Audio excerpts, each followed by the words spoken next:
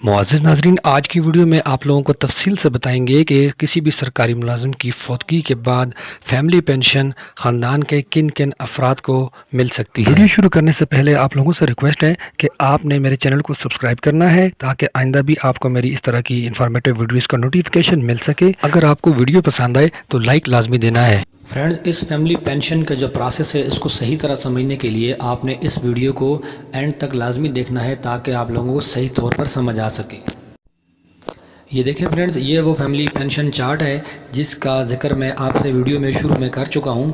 तो इसमें step by step process लिखा हुआ है कि अगर कोई सरकारी मुलाज़म दौरान सर्विस या रिटायरमेंट के बाद फौत हो जाता है तो उस सूरत में उसके जो पसमानदगान हैं उसमें पेंशन किस तरह डिस्ट्रीब्यूट होगी और पहली तरजीह क्या होगी, दूसरी तरजीह क्या होगी, तीसरी तरजीह क्या होगी, चौथी, पाँचवीं, छठी। तो ये सारा जो कंप्लीट प्रोसेस है आज की वीडियो में आपके साथ में शेयर करने लगा हूँ। फ्रेंड्स, सबसे पहले अगर कोई सरकारी मुलाज़म दौरान सर्विस या रिटायरमेंट के बाद फौत हो जाता है तो पहली तरजीह जो है वो उसकी बेवा होती है। ये तमाम सरकारी मुलाजमीन को पता है वैसे भी कि पहली तरजीह जो है वो बेवा है। और अब जो मेन पॉइंट है वो ये है कि बेवा को यह पेंशन कब तक मिल सकती है। तो ये आपको मैं वाज़े करता चलूँ कि ताहयात या निकाह सानी, मतलब अगर बीवी जब तक ज़िंदा है उसको ये पेंशन मिलती रहेगी, और अगर वो निकाह कर लेती है, मतलब सरकारी मुलाज़म के फ़ौत होने के बाद अगर वो किसी दूसरे शख्स से निकाह कर लेती है तो फिर ये पेंशन जो है वो ख़त्म हो जाती है। और उसके बाद जो है अगर किसी मुलाज़म की एक से ज़ायद बीवियाँ हों और पसमानदगान की तादाद बशमूल बेवाओं और औलाद 4 से ज़ायद ना हो तो तमाम पसमानदगान में बराबरी की बुनियाद पर फैमिली पेंशन तकसीम होगी। और अगर पसमानदगान की तादाद 4 से ज़ायद हो तो उस सूरत में हर बेवा को फैमिली पेंशन का 1/4 हिस्सा मिलेगा और बाकी मानदा पेंशन बच्चों में बराबरी की बुनियाद पर तकसीम हो जाएगी। फ्रेंड्स, अब हम दूसरी तरजीह पर बात करेंगे कि अगर किसी सरकारी मुलाज़म की अपनी फ़ौतगी के बाद उसकी वाइफ भी फ़ौत हो जाती है तो उस सूरत में अगर उनकी औलाद है तो उनको जो है पेंशन किस तरह मिलेगी और कितनी उम्र तक मिलेगी। तो फ्रेंड्स, सबसे पहले बेटों की बात कर लेते हैं। अगर कोई बेटा है तो उसको 21 साल की उम्र तक पेंशन मिलती रहेगी। उसके बाद जो है गैर शादीशुदा, तलाक़ याफ्ता, बेवा बेटियाँ, तो ये जो अगर बेटियां मौजूद हैं तो अगर वो गैर शादीशुदा हैं और तलाक़ याफ्ता हैं, घर पे बैठी हुई हैं माँ बाप के, तो उनको भी ये फैमिली पेंशन मिलती रहेगी। अब हम बात करते हैं मुद्दत पेंशन की कि ये पेंशन कब तक इन बेटों और बेटियों को मिलती रहेगी। तो नंबर 1, बेटे जो हैं वो 21 साल की उम्र तक ये पेंशन वसूल कर सकते हैं। बेटियाँ ताहयात, अगर वो कंवारी हैं तो ताहयात, और अगर वो निकाह कर लेती हैं तो उनको पेंशन नहीं मिलेगी। और उसके बाद फ़ौत शुदा पेंशनर के वो ज़ेर कफ़ालत बच्चे जो मुस्तकिल तौर पर ज़हनी या जिस्मानी लिहाज से माज़ूर हों, उनके लिए उम्र की कोई हद नहीं। मतलब ज़हनी और जिस्मानी लिहाज से जो माज़ूर बच्चे हैं उनके लिए फ़ैमिली पेंशन वसूल करने की उम्र की कोई हद नहीं, उनको ताहयात फ़ैमिली पेंशन मिलती रहेगी। अब हम बात करते हैं तीसरी तरजीह के बारे में कि अगर मंदरजा बाला जो मैंने आपको बताई हैं 2 तरजीहात मौजूद नहीं हैं तो तीसरी तरजीह क्या होगी। तो तीसरी तरजीह में बेवा बहू है।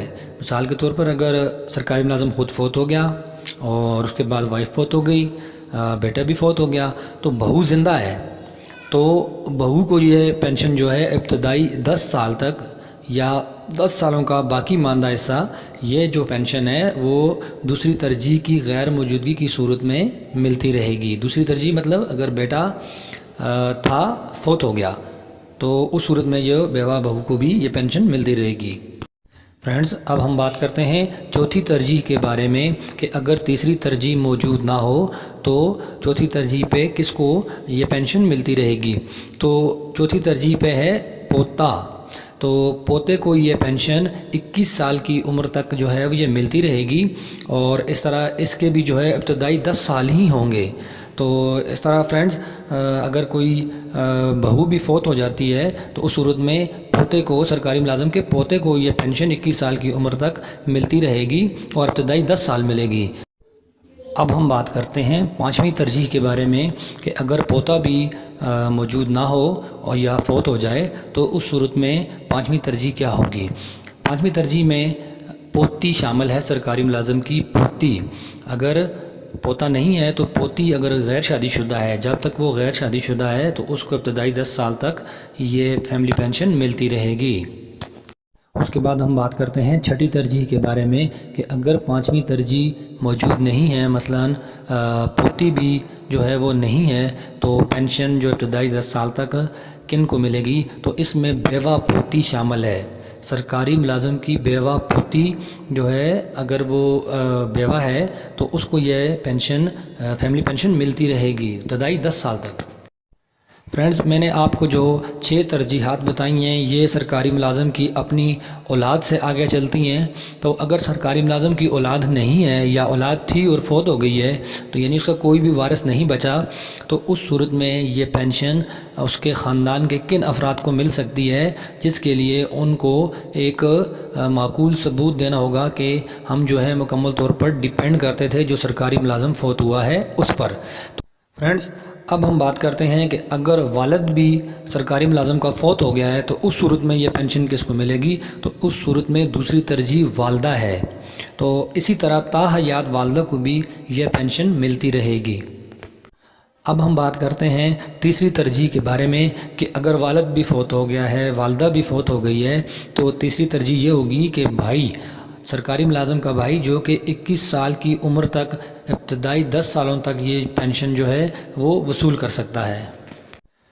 اب ہم بات کرتے ہیں چوتھی ترجیح کے بارے میں کہ اگر والد بھی فوت ہو گیا ہے، والدہ بھی فوت ہو گئی ہے اور بھائی جو ہے وہ 21 سال سے جو ہے کم عمر نہیں ہے یا بھائی ہے ہی نہیں، تو اس صورت میں جو غیر شادی شدہ بہن ہے یعنی کہ کنواری بہن جو ہے اس کو یہ پینشن بالترتیب ملتی رہے گی۔